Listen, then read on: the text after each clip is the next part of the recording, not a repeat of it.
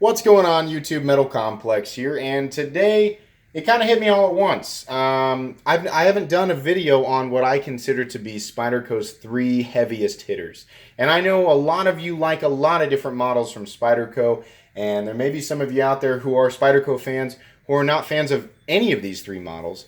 But in my opinion, these seem to be the 3 models that most people gravitate towards. Whether you are new to Spyderco or whether you've been a Spyderco fan for a long time, you either currently own or have owned one of these 3 models. And that's the Spyderco Shaman, which is the newest of the 3, the Spyderco Paramilitary 2, and the Spyderco Manix 2. They are all extremely highly regarded everyday carry folding knives in the knife community. Some people swear by one model over the other. A lot of people watching this video right now, I'm sure you're saying, oh, Paramilitary 2 over the others, or Manix 2 is the best knife ever, or nope, Shaman all the way, but that's why I'm doing this video. I have my favorite, and I have gone over it many times on my channel and talked about it, but I like to step back and when I do videos like this, I like to look at the qualities, the individual qualities of each knife and what makes them so popular and so preferred, maybe more preferable for some people over one of the other 2 models. And that's what I'm going to do today. We're just going to talk about it. We've already talked about the Manix 2 versus the Paramilitary 2, which is actually one of my most popular videos. I have not done a video with the Shaman versus anything, so I thought this might be fun. Let's start off real quick, even though it's kind of completely unnecessary, with some very, very quick measurements between these 3. Just so you guys know, the Shaman is 8¼ inches overall. The Spyderco Paramilitary 2 is about 8.3 inches overall, just slightly longer. And the Manix 2 is about 8 inches overall, just slightly shorter. So these are all in the same ballpark in terms of overall length. Now, your cutting edge, I can tell you right now without actually doing the measurements, both the Spyderco Paramilitary 2 and the Shaman have extremely similar cutting edge with a slight advantage going to the Paramilitary 2. If you want a close-up of that, try and achieve that for you here real quick. You can see there, past the choil, the Paramilitary 2 is going to be ever so slightly in advantage over the Shaman. Not enough to where it really is going to matter at all. So that should not, in my opinion, that shouldn't be the thing that sways your decision. However, the Manix, past the choil, actually has a fairly large disadvantage in terms of cutting edge. Now, some people view that as a disadvantage and some people don't care. Personally, with my use, what I use a knife for, which is pretty simple, everyday tasks, boxes, opening packages, things like that. I don't really care. I'm a big fan of the forward choil. All 3 of these have them. So that lack, that 1/5 of an inch less in cutting edge, I don't really care about. But some people do, so it's worth pointing out. Now let's talk about weight, because that is definitely that's definitely something that I think people should consider between these 3 knives. I know I can already hear people saying, "You've got copper scales on that Manix. You're going to talk about weight?" Don't worry, I'll do the Manix justice. Weighing the Shaman first here. Shaman weighs, my scale says 5.22 ounces, about 5¼ officially. Spyderco Paramilitary 2 coming in at 3.77 ounces.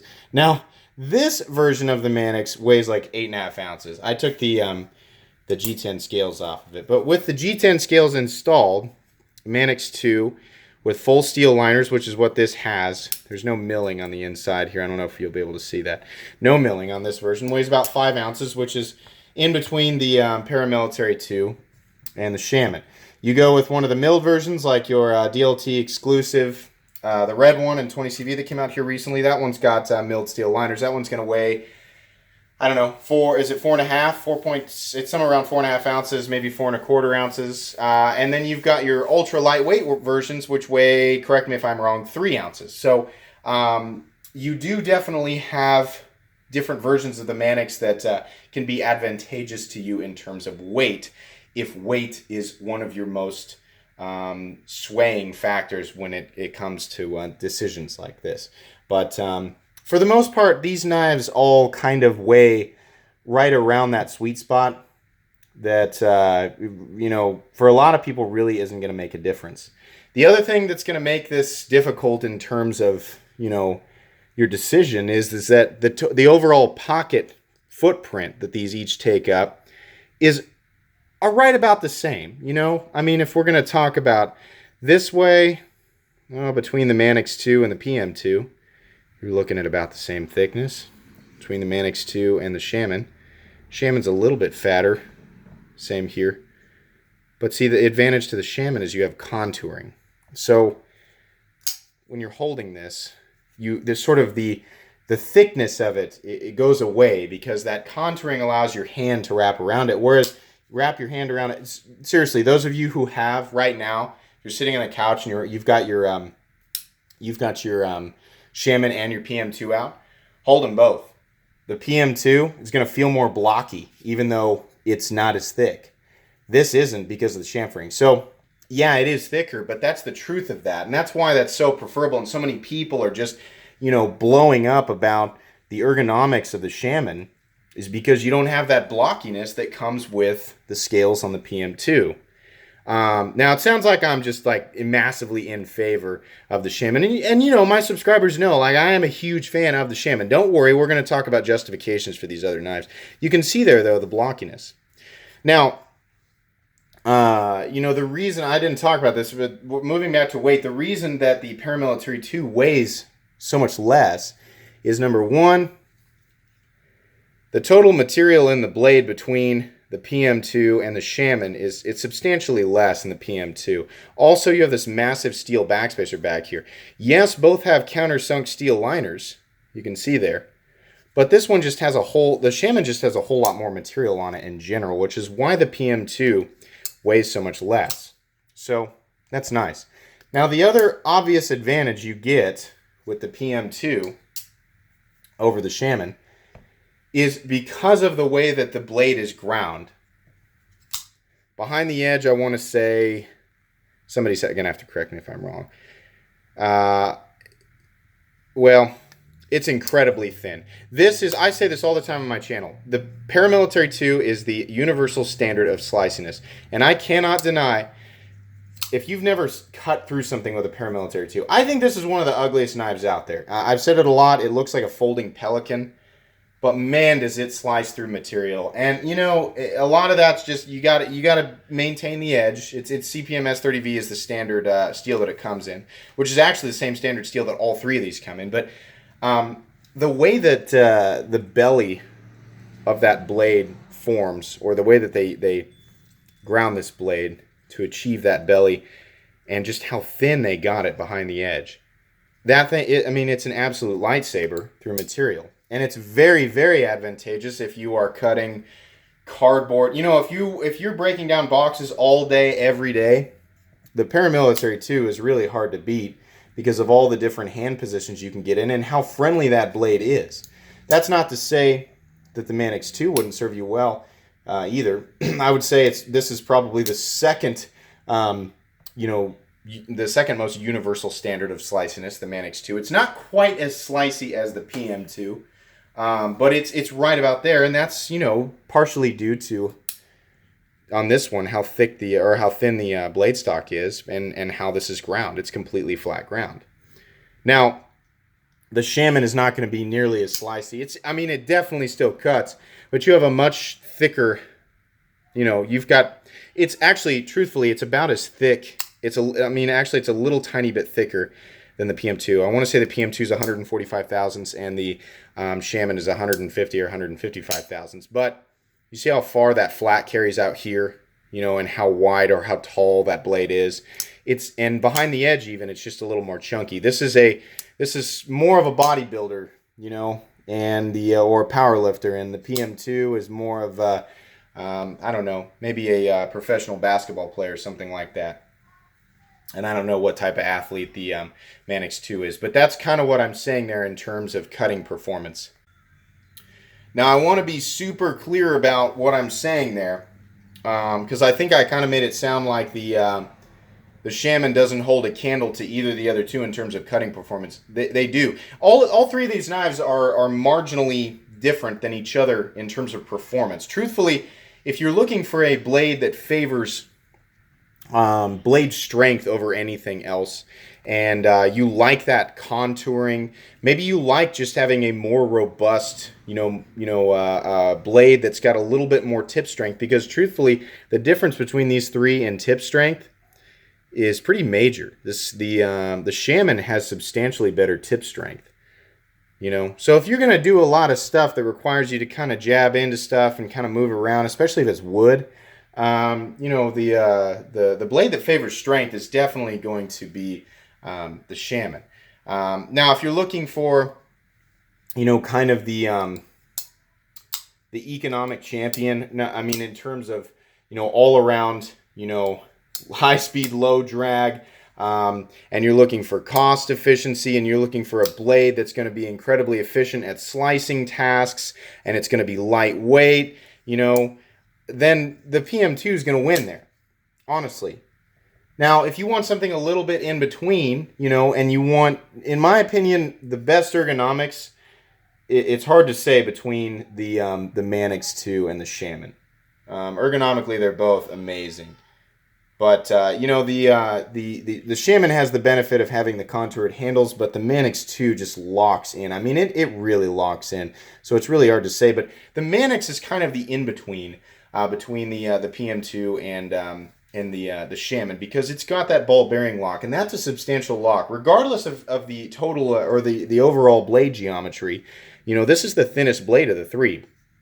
But in terms of lock strength, you kind of have a knife that's in between. It's got some of the slicing performance of the PM2, and it's got a lot of the overall durability and strength of the Shaman. And maybe you don't like the compression lock. It's the same compression lock between the PM2 and the Shaman. Maybe you don't like that. Maybe you'd rather have Benchmade Axis style, at least in terms of feeling, because that's where your hands go to disengage it. Maybe you're used to that. Maybe you're moving over from Benchmade to Spyderco. Then maybe you're going to enjoy that axis lock a little bit better, or not axis lock, the ball bearing lock and the actuator, the cage, I guess is what people call it. Then maybe you would enjoy the Manix 2 a little bit more. The other nice thing about the Manix is that it's truly ambidextrous. You can see here, now this is a different clip. I've got the MXG deep carry clip on this, which is really impressive, by the way. If you're ever wondering, what's the big deal about these? I was kind of wondering that too. It's really, really impressive. I'll talk about that in a later video. But anyways, truly ambidextrous. You've got a tip up only, left or right hand situation. But because of the way that this cage works, it can be manipulated perfectly left or right handed. The problem with the compression lock is that despite it being these knives being four-way positionable for the pocket clips, you're stuck with that compression lock really only being, well, not only being, but being more advantageous to a right-handed person.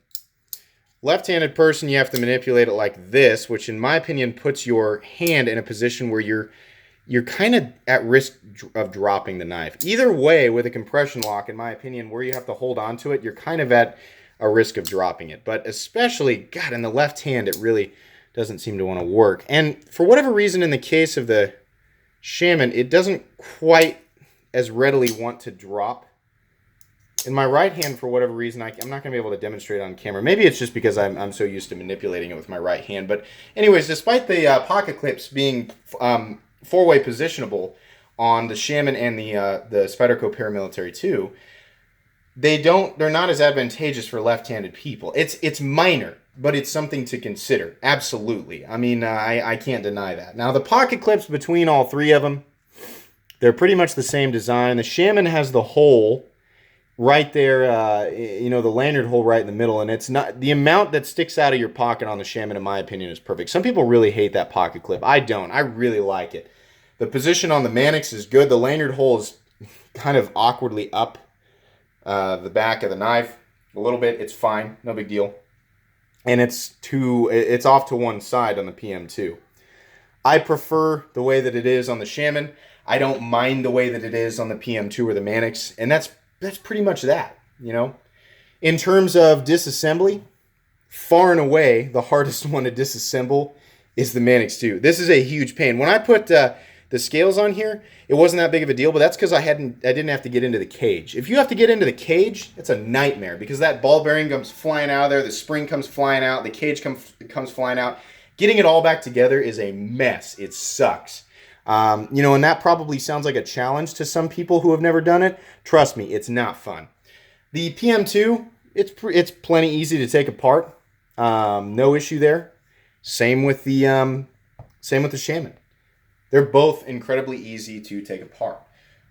So that's really all there is to say about that. You've got your pivot. You've got two body screws back here. I will say I trust the button heads that are a part of the scales on the Shaman a little bit more.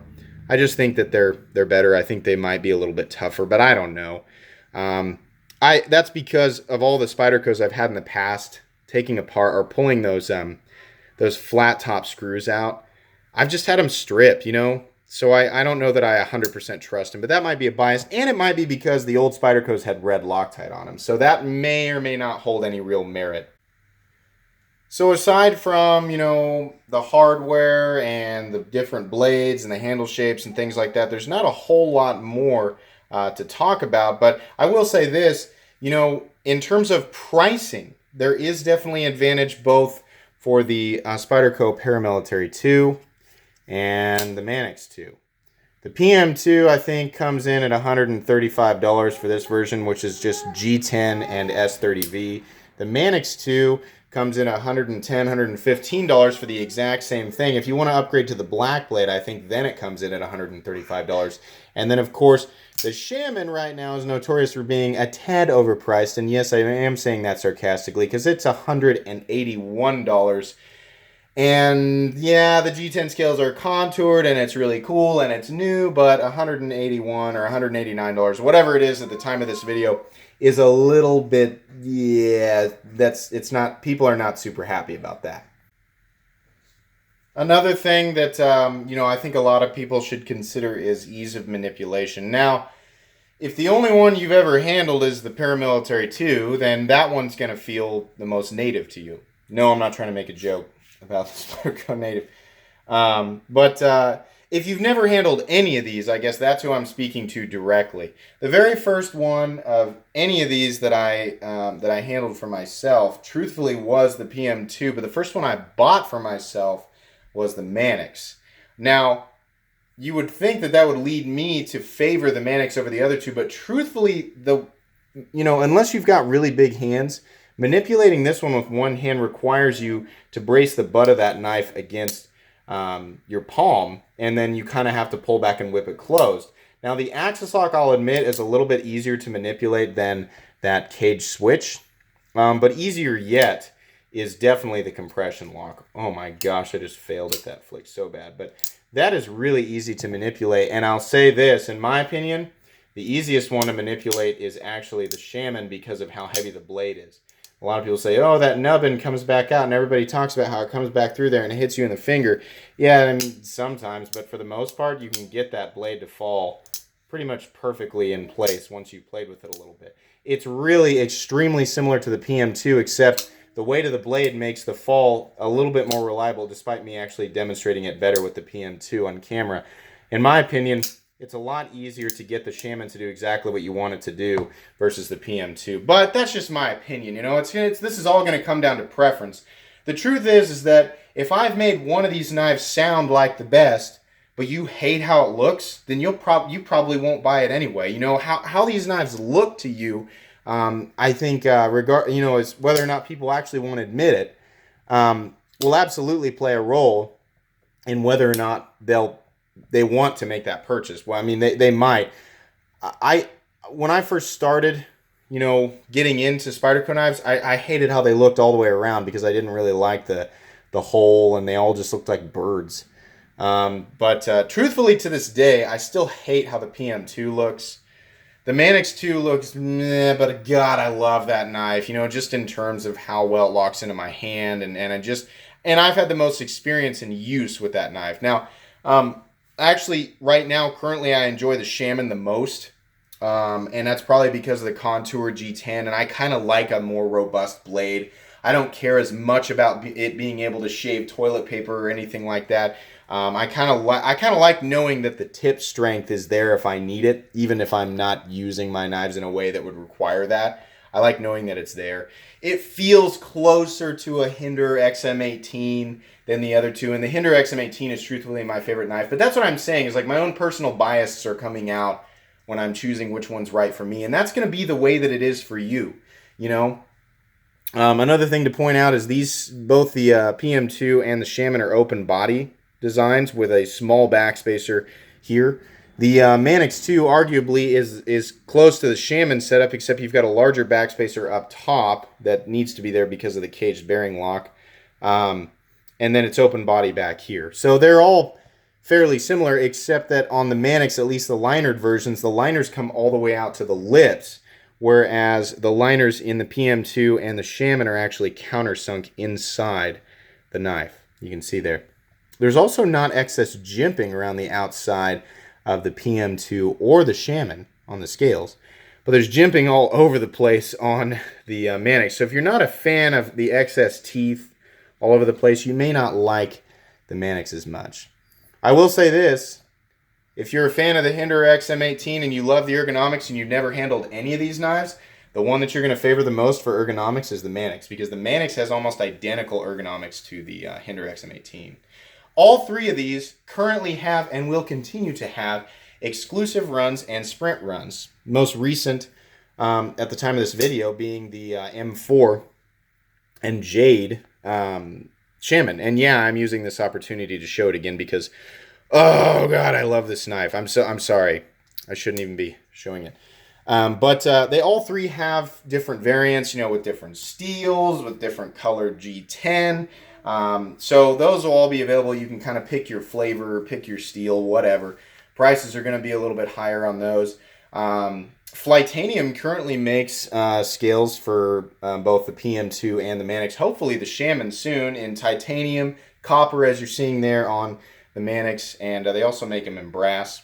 So the aftermarket is very kind to, in terms of like customization, the aftermarket is very kind to at least the Manix 2 and the Paramilitary 2. I imagine it will start being more kind to the Shaman. We're going to see more sprints, more exclusives for the Shaman coming soon, depending on when you're watching this video. But the truth of this and the end of this is often, it's going to be a lot like the end of any of my other battle videos or versus videos, is that the right knife for you between these three is going to come down to preference. You know, my honest opinion is that the Paramilitary 2 is the best slicer. Absolutely. It's also the lightest knife. The Manix 2 is the least expensive in its base form, definitely. And arguably is even lighter than the PM2 if we're counting the lightweight version that has the FRN scales.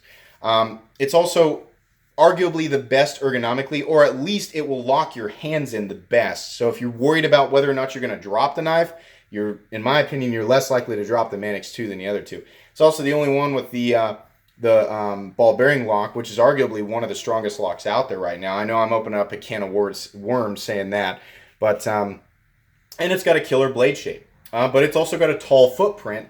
So you know, keep that in mind. But yeah, those are the benefits there. The Shaman, definitely the strongest blade shape. If you're worried about durability or tip strength, you've got it in the Shaman. It's definitely there. It's the newest. It's very easy to manipulate, and the contoured scales feel great in hand. I also really, really like the backspacer back here.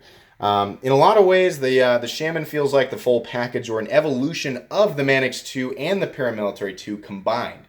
A lot of, you know, everybody's saying, oh well, it's the Manix and the Native 5, or it's the Native 5 as, you know, as a bigger brother who's on steroids. But truthfully, it feels like the PM2 and the Manix, you know, came together and created a super knife. Again, it sounds like I'm really, really, really in favor of the Shaman, but I do like the Shaman the best personally. That doesn't mean that I'm recommending it and saying it's absolutely better than these other two, but that's how I feel about the Shaman. All three of these knives are excellent. You cannot choose wrong with any of them. They are sure to serve you well for a very long time. In fact, you don't have to dig too deep in the internet to find examples of each of these knives being beat into the ground and still going. Obviously, you're going to find more Manix 2 and more PM2 if you go that route, because they've been around a lot longer. But considering that the third knife was designed by the same person or people, Is it Sal Glesser or Eric Glesser who did? That's a Sal Glesser design. Just to make sure we get that right. There's his logo there on the PM2. Same person who designed the PM2.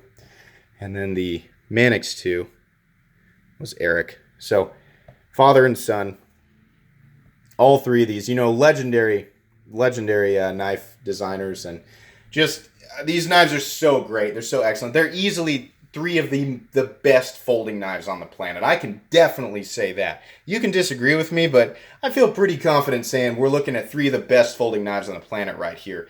And I own all three of them because of that. You know, I own multiple versions of all three of these because of that. These are excellent knives. Regardless of me originally thinking they were the ugliest folding knives on the planet, I don't care. These are high-functioning tools that are designed to be tools. You know, the pomp and frill is gone from these. These are designed to stay in your hand. They're designed to deploy readily and to be used, to function efficiently, and then to retract and be put back in your pocket. That's a proper tool. So, in my opinion, you cannot go wrong with any of these knives. You'll be happy no matter which one you choose. But that's pretty much going to be the end of this video, guys. So I can't really think of a whole lot more to say.